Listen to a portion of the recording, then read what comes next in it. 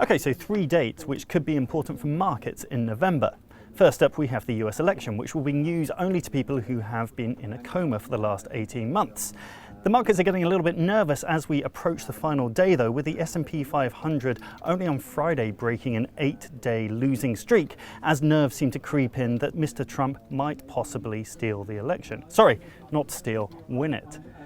Of course, the election could turn out being good for stock markets either way. Both candidates are promising to spend lots of money, and Mr. Trump plans lots of tax cuts. And certainly those things might happen first before any of the more concerning fears for a Trump administration.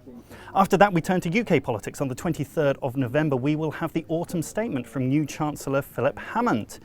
This will be interesting in light of the Brexit delay which might happen following the court case we had, but also Mr. Hammond has promised to loosen fiscal policy to offset any Brexit-related downturn in the economy.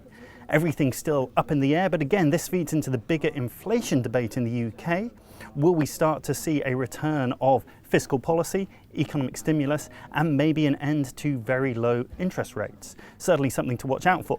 And then at the end of the month, we have the oil price. Opec will be meeting in Vienna to potentially flesh out details of the production cuts which they agreed in September. But the oil price has been coming back in recent weeks. It's at $46 per barrel in Brent terms, where it has been bouncing around for much of the year and where it was back in September when the agreement in principle was reached. So the question will be where next for the oil price, particularly at a time when US production is rising once again. And those are going to be the dates in focus for us in November.